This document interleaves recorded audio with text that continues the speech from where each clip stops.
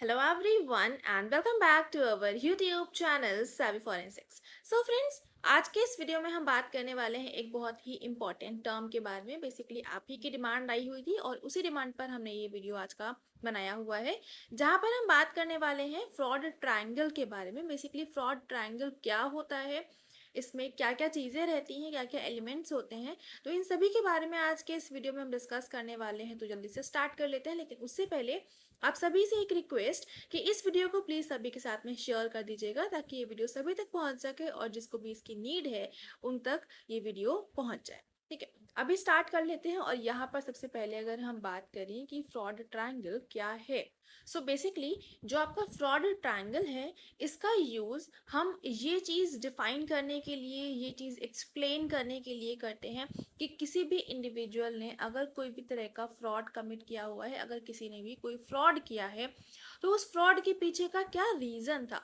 So basically it is used to explain the reason behind an individual to commit fraud.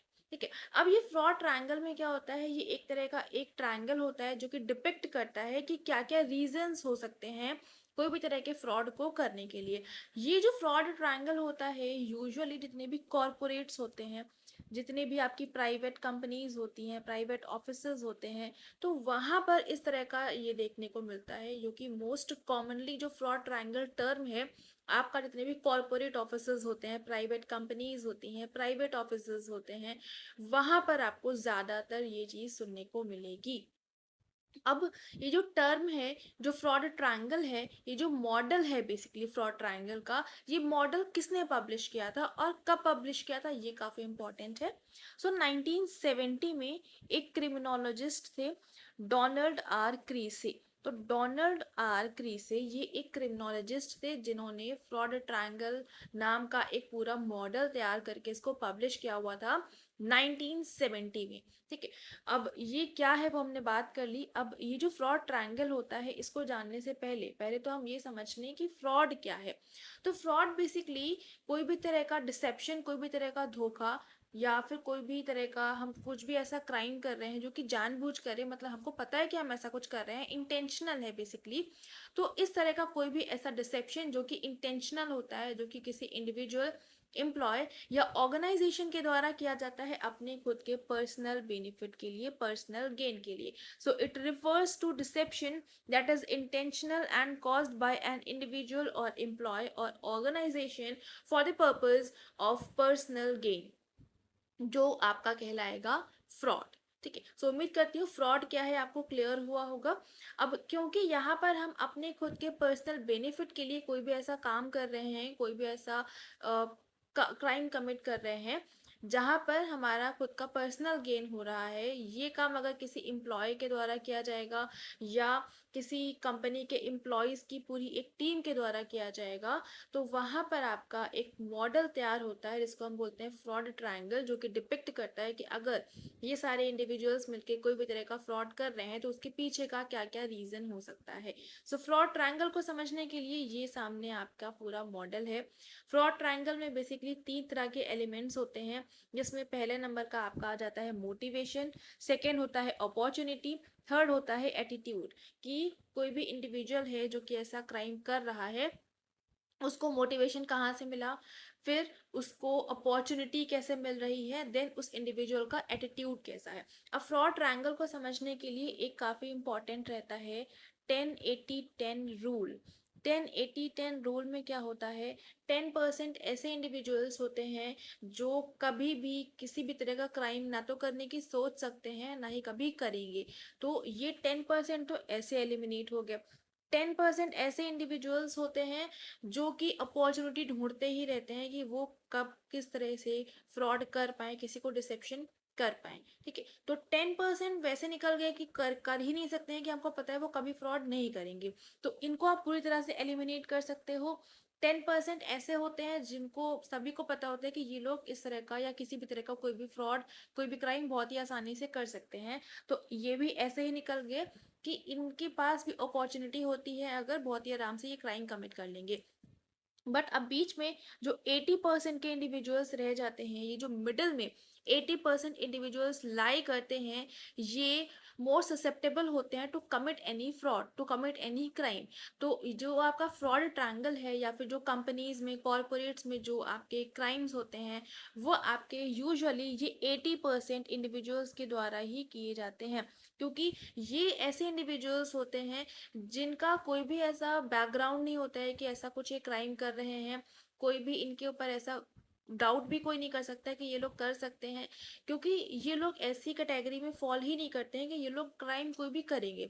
ये लोग बीच की category में होते हैं जहाँ पर डाउट केस होता है, कर भी सकते हैं, नहीं भी कर सकते हैं। ठीक है, तो 80% जो इंडिविजुअल्स होते हैं, अगर इनका इन पास मोटिवेशन आ जाए, अपॉर्चुनिटी आ जाए और इनका जो एटीट्यूड है, जब ये तीनों का कॉम्बिनेशन बनता है, तब जाके कोई भी तरह का फ्रॉड ट्रायंगल एक कंप्लीट होता है और कोई भी एक कंपनी में, कोई भी एक जो कॉर्पोरेट ऑफिसर्स होते हैं वहां पर जो क्राइम होता है, तो वो आपका ये 80% इंडिविजुअल्स द्वारा ही मोस्टली किया जाता है।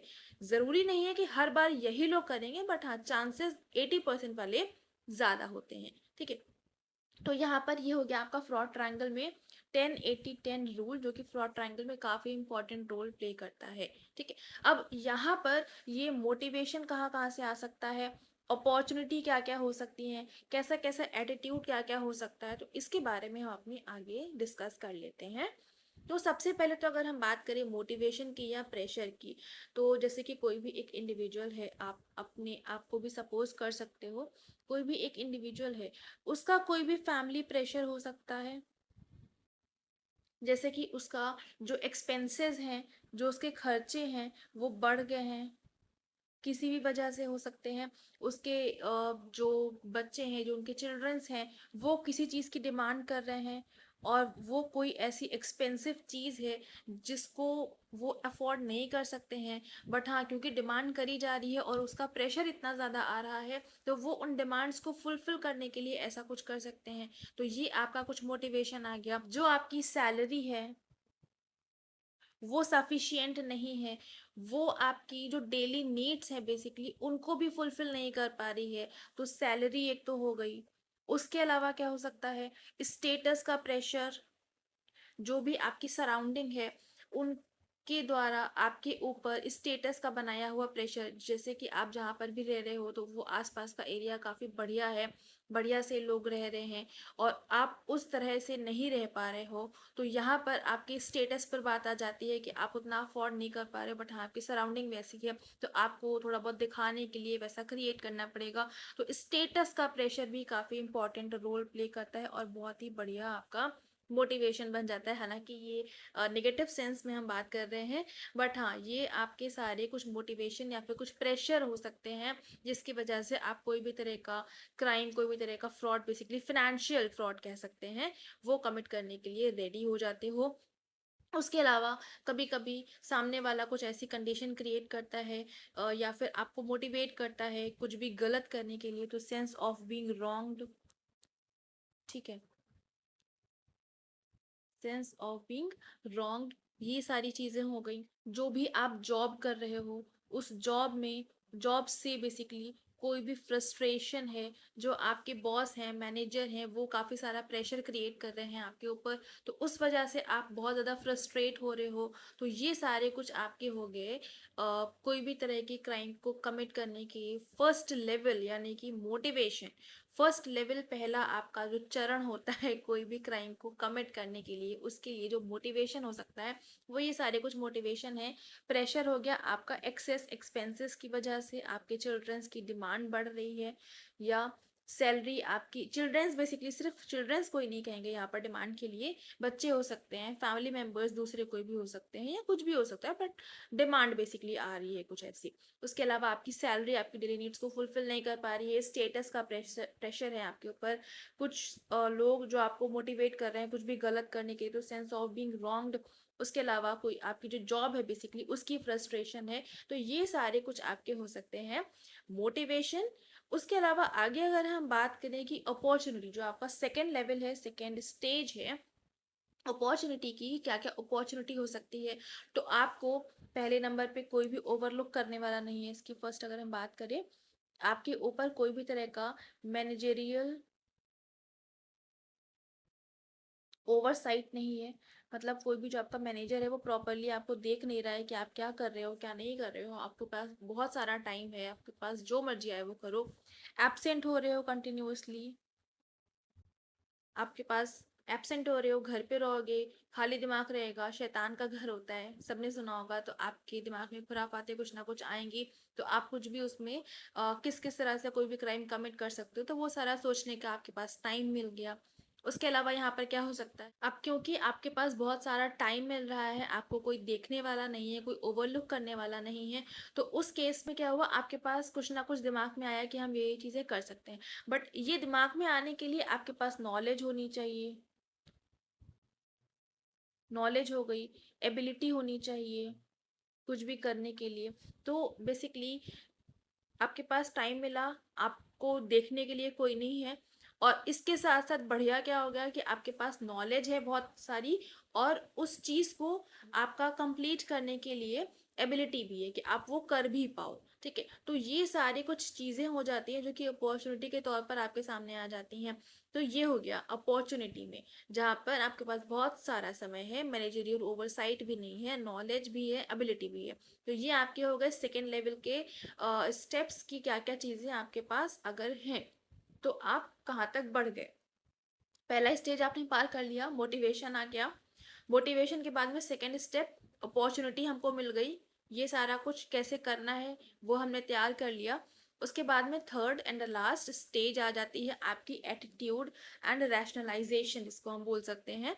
एटीट्यूड में क्या हो गया कि हमने मोटिवेशन भी तैयार कर लिया, हमारे पास अपॉर्चुनिटी भी आ गई, हमने सब कुछ सेटअप कर लिया। बट हाँ, अगर कोई भी इंडिविजुअल सेल्फ सेटिस्फाइड नहीं हो पा रहा है, सब कुछ हो गया है, बट वो अपने आप को सेटिस्फाई नहीं कर पा रहा है कि जो मैं करने जा रहा हूँ, जो मैंने कुछ सोच रखा है वो सही है, तो उस केस में वो इंडिविजुअल जो है वो सारा काम नहीं करेगा। बट अगर उसने खुद को सेल्फ सेटिस्फाई कर लिया कि जो कुछ मैंने सोचा है मुझे इसकी ज़रूरत है, और मुझे मैं ऐसा कर भी सकता हूँ, तो उस केस में क्या हो गया कि उसने खुद को सेटिस्फाई कर लिया, इंडिविजुअल ने अपने आप को सेल्फ सेटिस्फाई कर लिया। और जब आप अपने आप को सेटिस्फाई कर लेते हो, तब आपको कुछ भी सही या गलत समझ में नहीं आता है। ठीक है, तो अब क्या हो गया, अब आप बहुत आराम से कोई भी तरह का फ्रॉड कमिट कर लोगे, जो कि बहुत गलत है हालांकि। बट हाँ, क्योंकि फ्रॉड ट्रायंगल है तो हमको पढ़ना ज़रूरी है। तो अपॉर्चुनिटी में हमारे पास प्रेशर आ गया, प्रेशर के बाद में हमारे पास टाइम मिल गया, हमने सोच लिया हमको कैसे करना है, और हमने पूरा सेटअप तैयार कर लिया, नॉलेज एबिलिटी दोनों के साथ में।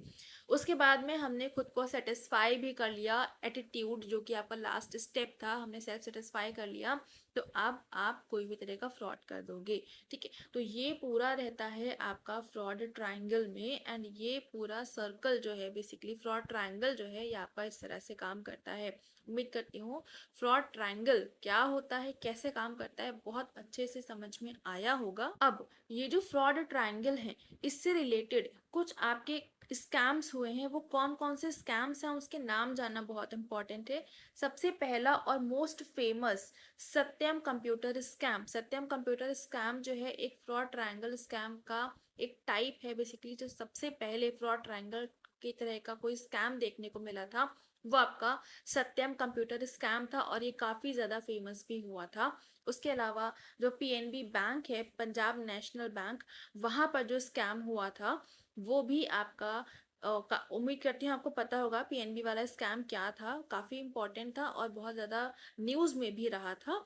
तो ये वाला भी आपका एक फ्रॉड ट्रायंगल ही है, फ्रॉड ट्रायंगल का ही एक एग्जाम्पल है। उसके अलावा किंगफिशर एयरलाइंस में जो स्कैम हुआ था वो भी आपका यही है।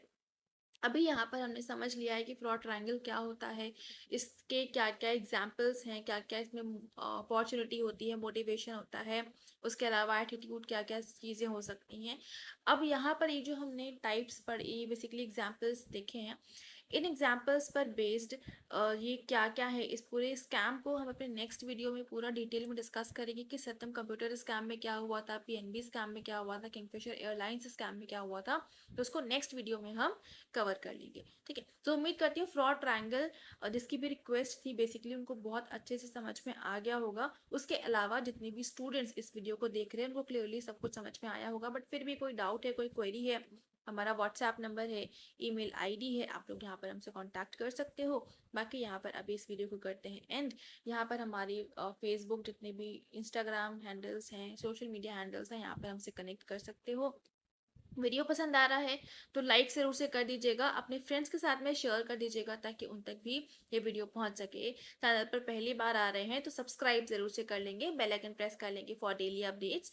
And thank you so much for joining me here.